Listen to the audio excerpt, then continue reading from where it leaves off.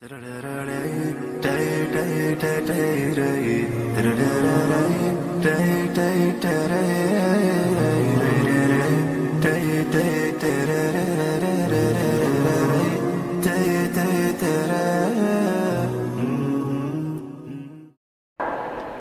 sayang kalau nggak menonton. Hebat mereka. Penasihat hukumnya siapa? Ruhut Sitompul. Skenario siapa? Ram Punjabi. Ruhubnya Nasrani, Ram Punjabinya Hindu. Dua kafir mengepung kita. Yang korban ibu-ibu muslim. Terlambat membaca Al-Quran karena nonton sinetron. Sederhana tapi menghancurkan. Betul? Usia 9-17 giring ke futsal. Saya pergoki anak-anak di Bekasi. Kalau pulang saya dari Jakarta ke Bekasi, sampai di rumah saya menjelang Isya, anak-anak berangkat setelah asar ke futsal. Pulangnya Isya. Pertanyaan kita, di mana maghribnya, kapan Isyanya? 3 waktu sholat anak-anak remaja kita hilang setiap hari. Celakanya ibu-ibu kalau anak pulang futsal bukan ditanya, udah sholat nggak anak? Sholatnya di masjid atau tidak? Berjamaah atau bukan? Imamnya apa tadi? Yang bapak tanya kepada anak pulang dari futsal, sudah makan nak? Sama dengan suami ibu. Kalau suami ibu pejabat dinas keluar kota, begitu mendarat di Bandara Kuala Namu Internasional di Medan, suami ibu nelpon, ma, alhamdulillah sudah mendarat. Sekarang jam 12:10, Medan belum masuk waktu, ma. Kalau suami ibu beriman dinas keluar kota, ma, Bandung sudah zuhur karena 12:01, sudah sholat nggak, ma?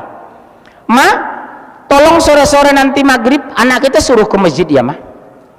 Habis pulang dari masjid tolong awasi baca Quran ya, ma. Ma, habis itu tolong belajar ya, ma. Itu suami yang soleh. Kalau suami ibu seperti ini keluar kota yang diingatkan sholat, ibadah, ngaji, baru pertanyaan keempat makan. Kalau belum meninggal jangan dikubur ya, jangan dikubur kalau belum meninggal. Sepakat? Meninggal dulu baru dikubur, betul? Ini kadang suami berangkat dinas keluar kota, begitu mendarat, ma, alhamdulillah saya selamat sampai karena naik Garuda. Udah syirik dia. Dia sampai ke Makassar karena Garuda, bukan karena Allah. Begitu sampai di kantor dia bilang, ma, AC kita di lantai 2 sudah diservis, ma. Alphard kita sudah dibawa ke bengkel. Fortune kita olinya sudah diganti. Di depan atau jauh yang selalu bicara dunia. Kalau ibu masih punya suami seperti itu, saya anjurkan ganti atau tukar tambah. Jangan pertahankan seperti suami, tidak ada untungnya.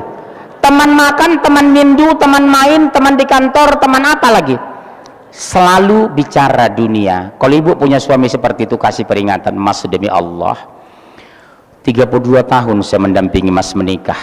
Setiap mas berpisah dengan saya dinas keluar kota, tidak pernah menegur jam sholat saya, tidak pernah menanyakan anak kita mengaji atau tidak, tidak pernah mengkoreksi saya berhijab syari atau tidak. Mas selalu berkutat seperti dunia. Umur mas sudah 52, 4 tahun lagi pensiun loh mas, demi Allah loh mas. Ada suami ibu seperti itu? Mayoritas. Wajah ibu kan kelihatan wajah-wajah galau ini. Saya ini belajar psikologi, ibu 6 SKS. Wajah itu kelihatan, nggak bisa dusta. Walaupun senyum, tapi sudah tidak simetris. Betul kan? Subhanallah.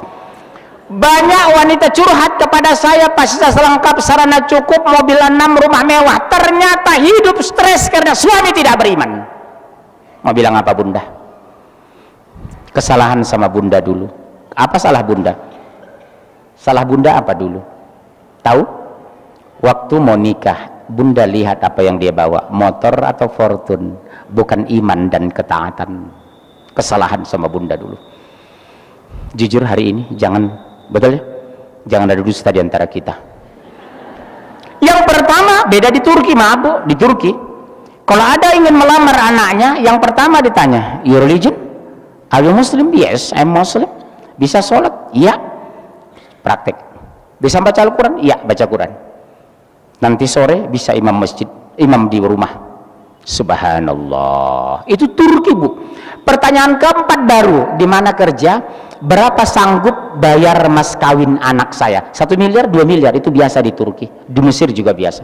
Tapi pertanyaan pertama, muslim, baca Al-Quran, ketaatan, kesolehan. Baru pertanyaan kelima, apakah anda kerja di mana, pendapatan berapa, berani bayar mas kawin anak saya. Itu baru ibu yang cerdas. Selama ini bunda, begitu penampilan kerja di mana, di Pertamina, sudah jadi, padahal bajak laut. Hati-hati bunda. Struktur keluarga yang solehah kita bangun sejak pernikahan, kita seleksi ketika awal melamar. Perhatikan cowoknya. Lebih bagus cari mantu, biar kaya raya, yang penting soleh, betul? Iya, nggak apa-apa, bagus, nggak ada masalah. Biar kaya raya, yang penting soleh. Seperti kemarin saya menikahkan orangnya ganteng, kaya raya, beriman, sempurna dia punya mantu. Ini sudah jelek, miskin, belagu lagi, masya Allah. Kenapa rusak keluarga Islam di Indonesia? Maaf ya bunda, karena kepala keluarga sebagai rizal ayah atau suami dari ibu tidak mengenal agama. Makanya sering nasihat saya, jadikan uang sebagai sarana hidup, jangan jadikan uang sebagai target hidup.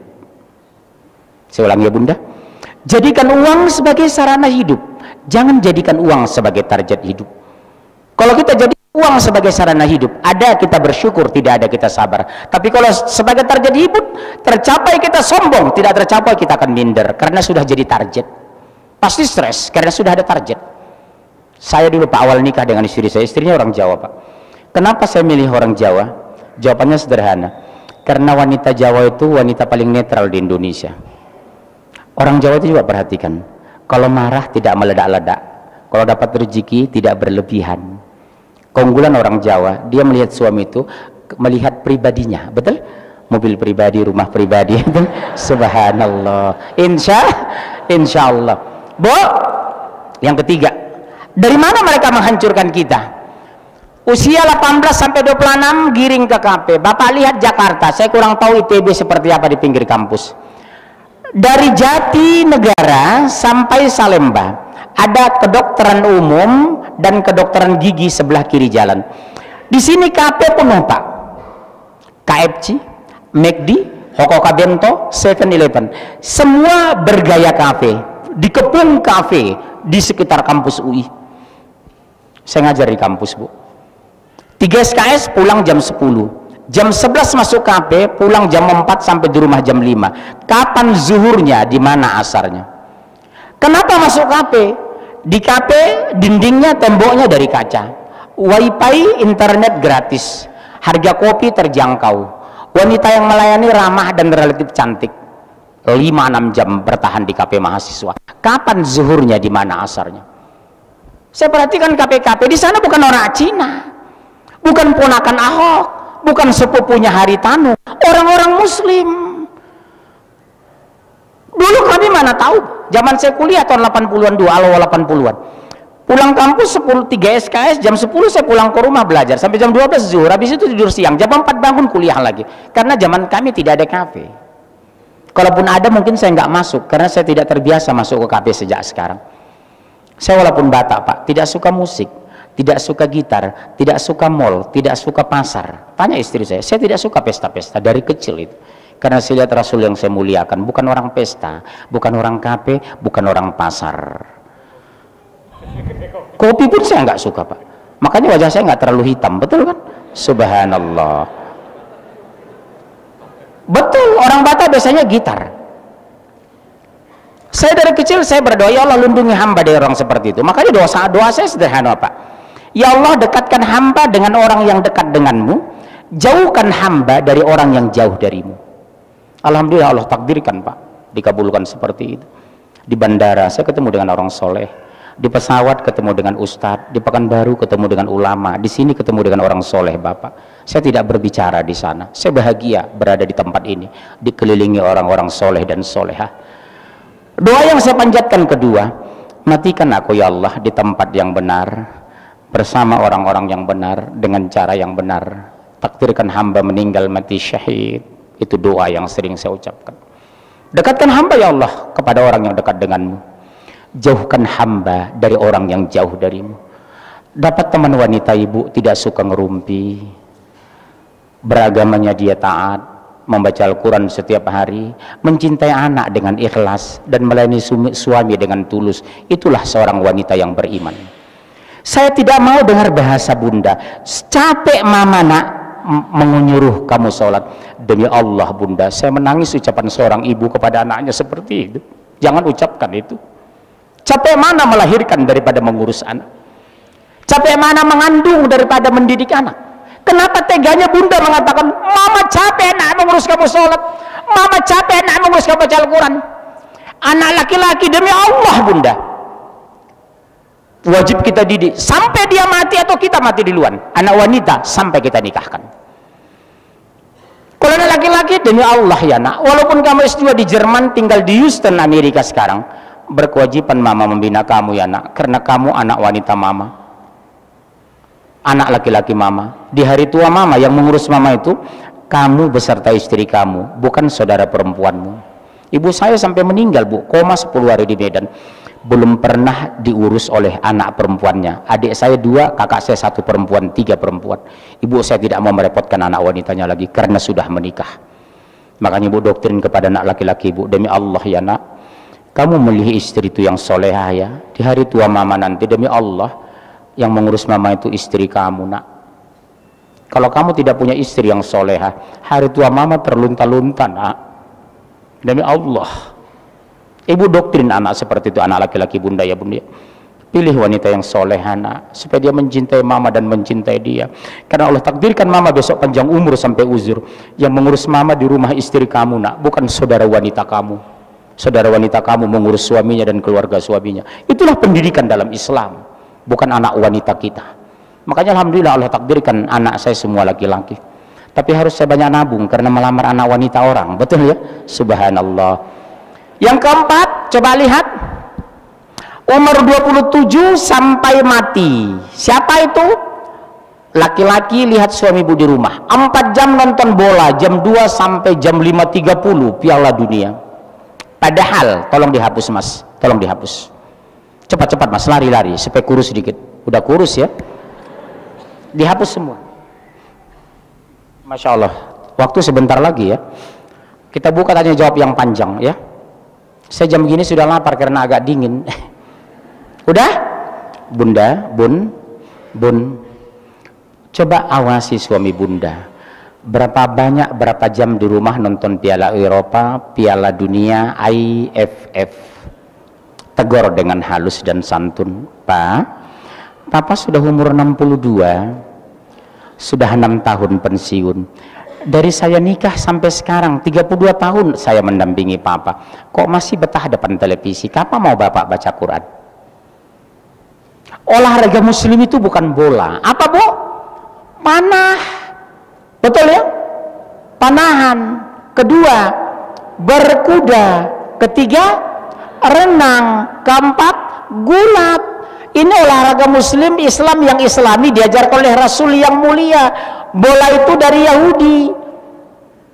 Bayangkan 22 orang berebut 1 bola, padahal bola di luar gitu banyak jual. Beli aja 1 ya sudah. Kenapa harus berebut 1 bola 22 orang? Itulah olahraga orang bodoh. Yang nontonnya ikut bodoh.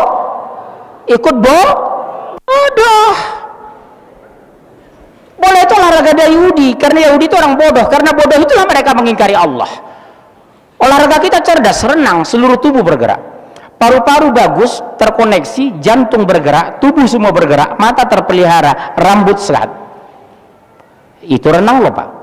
Panahan, melatih konsentrasi. Kalau kita perang agama bisa dipergunakan kekuatan melumpuhkan dan membunuh musuh. Berkuda, ketenangan, keseimbangan dan menahan emosional. Yang kita kendalikan itu kuda. Bahkan hasil riset di Amerika kemarin, laki-laki yang suka berkuda lebih kecil kena risiko impotensi.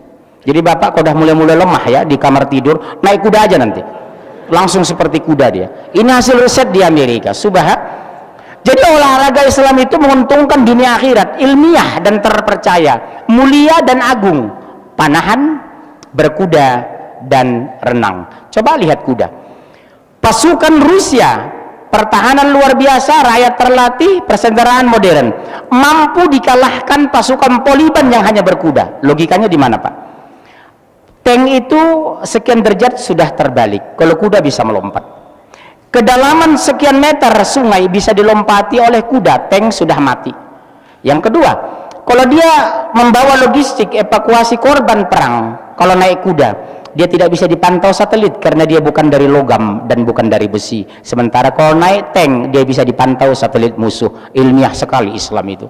Jadi naik kuda itu dipergunakan untuk mempertahankan Islam dan membela Islam karena tidak bisa dipantau oleh satelit Amerika. Allahu Akbar, Masya Allah. Makanya sekarang di Sumatera Pak, Medan, Pekanbaru, Padang, itu futsal dihapus, lapangan tenis dibuang, bulu tangkis ditiadakan. Diganti apa saya lihat? Medan, Pekanbaru, Palembang. Apa? Kolam renang, panahan kuda. Betul Pak, pesantren-pesantren sekarang di Sumatera sudah mengganti, tidak ada hilangkan futsal, hilangkan bulu tangkis, hilangkan tenis meja, yang ada diajarkan berkuda, panahan renang. Allahu Akbar. Mudah-mudahan Pulau Jawa mengikut seperti itu. Yang kedua, berhasilkah mereka menghancurkan Islam dengan cara seperti ini? Belum Bunda. Bentuk tahun 2012, bentuk kekuatan menghancur Islam, munculkan JIL. Ibu tahu JIL kan? Jaringan Islam Liberal. Kemudian JIM, Jaringan Intelektual Muhada Muhammadiyah. Kemudian INUL, Ikatan Nahdlatul Ulama Liberal. Yang keempat JIN, Jaringan Islam Nusantara. Wacana yang mereka angkat tahu Bunda, semua agama sama. Kedua apa? Jilbab budaya Arab. Kelamin aurat wanita hanya kelamin, pakai kolor doang boleh keluar. Perjalanan haji harus dihapus. Karena apa? Pemborosan. Membolehkan nikah beda agama. Al-Quran sudah harus direvisi. Hebat kan mereka? Kenapa sejahat itu mereka menafsir Al-Quran? Inna sholata tanha 'anil fahsya wal munkar wal baghi. Sesungguhnya sholat mencegah dari perbuatan keji dan mungkar. Apa kata dosen JIL di Jakarta? Kalau sudah tidak melakukan perbuatan keji dan mungkar berarti tidak wajib sholat. Ini setan atau ustaz? Lihat Dr. Ade Armando, orang awak ini, dosen pasca sarjana UI, apa dia bilang? Menekan Menteri Agama agar membubarkan perjalanan haji karena pemborosan. Mereka katakan jilbab budaya Arab. Lihat Bu Megawati, jadi orang Islam tidak mesti orang Arab. Yang dia sindir itu jenggot. Dia lupa pejuang Indonesia Muslim semua berjenggot. Teuku Umar, Imam Bonjol, Diponegoro, Hashim Asy'ari, Ahmad Dahlan, semua orang berjenggot. Dia lupa mengurus Pak Karno waktu sakit menjelang meninggal orang Arab. Dia lupa gedung naskah proklamasi itu punya orang Arab. Dia lupa Indonesia awal merdeka mengakui kemerdekaan Republik Arab Mesir. Dia lupa kalau Indonesia dibully di PBB, 11 negara Arab all out membela kita. Dia lupa duta besar yang handal di dunia dari Indonesia itu keturunan Arab. Dia lupa tsunami terjadi di Aceh, ratusan miliar negara Arab membantu tanpa publikasi. Subhanallah. Betul? Dia lupa suami pertamanya orang Arab. Iya Bu, langsung kodah namanya ngerumpi paling senang ibu, langsung diri dia sebelah sono bukan sini. Betul, bagaimana apa? Sentimen sama Islam. Masuk akal nggak Pak? Belajar Islam ke Amerika, gurunya orang Yahudi. Sama dengan bikin gudeg ke Tapanuli. Bukan berarti kami nggak bisa bikin gudeg. Habis makan gudeg, budek. Bikin rendang ke Solo. Kalau saya makan rendang di Solo Bu, saya tanya langsung, Mas panjenengan saking pundi? Saking Jawi. Jawi ini pundi Pak? Solo. Panjenengan asli Solo nggih? Sing makan-makan iki sapa? Kula Pak. Oh pantas anyep. Bikin rendang ke Bukit Tinggi, bikin karedok mah ke Sukabumi, bikin apa lagi Bu? Bikin gudeg ke Jogja. Ini belajar Islam ke Amerika, di brainwash. Pulang ke Indonesia, apa kata Nurholis Majid? Semua agama sama. Pintu gerbang pemurtatan apa? Ketika JIL menyampaikan bahasa itu, semua agama sama. Padahal Al-Quran tegas dan objektif. Inna dina indallahil Islam. Subhanallah. Yang kedua, hijab peraturannya dari Allah karena menguntungkan. Kedua, ibu mulia. Ketiga, ibu dijaga. Yang keempat, ibu diampuni. Itulah substansi orang berhijab. Tapi syaratnya, maaf, hijab syar'i. Pelan-pelannya Bu, diturunkan ke bawah. Jangan diikat di leher kayak orang bunuh diri. Betul kan? Turun segini. Insya muncul pertanyaan, cukupkah mereka menghancurkan ini? Oh belum, masih ada cara. Apa caranya? Subhanallah. Satu, hilangkan sinyal sains dan teknologi dari ilmu pengetahuan Islam. Hilangkan sains dan teknologi dari Islam. Apa contohnya? Waktu saya SMA di Medan, SMP, SD, saya tidak mengenal matematika. Yang ada aljabar. Aljabar itu dari aljabar yang menemukan matematika, huruf dan angka. Hilangkan aljabar, masukkan matematika. Saya tidak mengenal astronomi. Yang ada apa? Ilmu falak. Dulu saya tidak mengenal biologi. Muncul apa? Ilmu hayat. Dulu waktu saya di Medan nggak tahu saya etika. Yang ada akhlak. Sekarang aljabar ganti sama matematika. Ilmu falak munculkan astronomi. Akhlak rubah menjadi etika. Dulu pelacur ganti dengan PSK. Kerja adik mah di mana? Di Jakarta. Adik, oh adik saya mah PSK. Orang izin. Nggak malu Pak. Kenapa? Pekerja seks komersial sama dengan orang Telkom, Pertamina, sama-sama bekerja. Betul? Akhirnya orang pelacur tidak merasa malu. Kalau bahasa sastranya eufemisme. Apa? Penghalusan bahasa. Orang berzina tidak malu menjadi pezina. Sekarang korupsi hilangkan dari media. Apa? Kesalahan prosedur. Oh adik saya mah bukan berzina. Apa? Kecelakaan. Biasanya kecelakaan penyok. Ini kok benjol. Ini yang jadi masalah. Dihancurkan oleh bahasa Yahudi. Betul ya Pak? Sekarang murtad hilang dari media Pak. Apa? Pindah agama, mutasi. Kafir, oh jangan umbar media Pak, vulgar, kasar. Itu anti NKRI, intoleransi. Oh jangan kafir Pak, apa? Non muslim. Berani nggak ente? Kenalin dong teman saya kafir, nggak berani lagi kan?